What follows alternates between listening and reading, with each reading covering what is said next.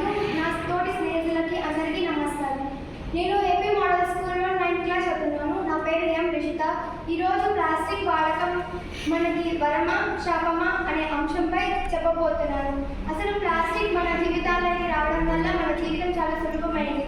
కానీ నిజానికి ప్లాస్టిక్ వాడకం వల్ల మన ఆరోగ్యం చెడిపోతుందని ఎవరైనా అనుకున్నారా? ప్లాస్టిక్ వాడటం వల్ల ఎంతో మంది చనిపోతున్నారు. అలాగే ప్లాస్టిక్ బాటిల్స్ కానీ కవర్స్ కానీ జంతువులు తినడం వల్ల చాలా వరకు చనిపోతున్నాయి.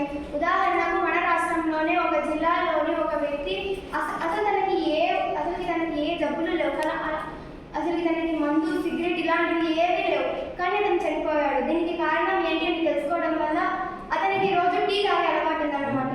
సో అతను రోజు టీ షాప్ నుంచి ప్లాస్టిక్ కవర్స్లో టీని తీసుకువెళ్ళి తాగడం. దానికి కారణం ఏంటంటే ఆ ప్లాస్టిక్ కవర్స్లో ఉన్న మైక్రో కెమికల్ పార్టికల్స్ అనేవి టీలో కలవడం వల్ల దానివల్ల అతను చనిపోయాడని, దానివల్ల క్యాన్సర్ వచ్చిందన్నారు.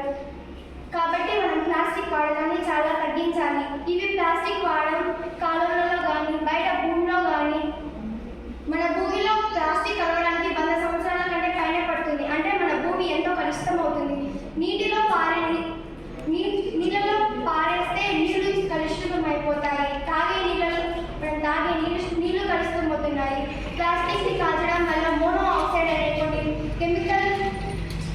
హార్మ్ఫుల్ కెమికల్స్ అనేవి రిలీజ్ అయ్యి ఓజోన్ లేయర్కి దెబ్బతింటున్నాయి. దానివల్ల అలా ఓజోన్ లేయర్ దెబ్బతినడం వల్ల డైరెక్ట్గా సన్లైట్ నుంచి వచ్చే హార్మ్ఫుల్ రేసెస్ అనేవి డైరెక్ట్గా ఎర్త్ పైన పడడం వల్ల ఎర్త్ ఒక రోజుకి నాశనం అయ్యే అవకాశం ఉంది.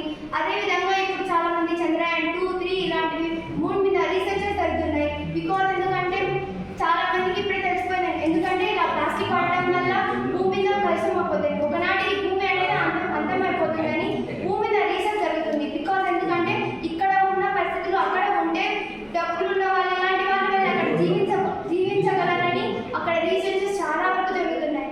సో కాబట్టి మనం ప్లాస్టిక్ వాడకాన్ని చాలా వరకు తగ్గించాలి. ప్లాస్టిక్ తగ్గించాలంటే రీయూజ్, రెడ్యూస్, రీసైకిల్. ప్లాస్టిక్ తగ్గించాలి, బట్ క్లాత్ లాంటి వస్తువులు వాడాలి.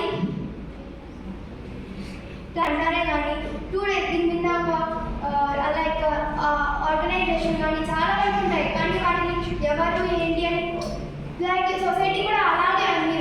2 days చూస్తారు, అవి రోజు ఇంతని అంటున్నారు. బట్ మనం ఫ్యూచర్ జనరేషన్ గురించి కూడా ఆలోచించి మనం ఈరోజు తీసుకునే నిర్ణయం ఫ్యూచర్ జనరేషన్కి అని అర్థం కావాలి. సో ప్లాస్టిక్ తగ్గించడం చాలా అవసరం. దీని మొత్తానికి చెప్పడం ఏంటంటే ఇప్పుడే కాదు, మన జనరేషన్కి వాళ్ళ ఫ్యూచర్ జనరేషన్ కూడా మనం మంచి ఎట్లా అందించాలంటే ఇప్పుడే ప్లాస్టిక్ని వాడకం తగ్గించేసేయాలి. Thank you so much for this wonderful opportunity to me. Thank you so much.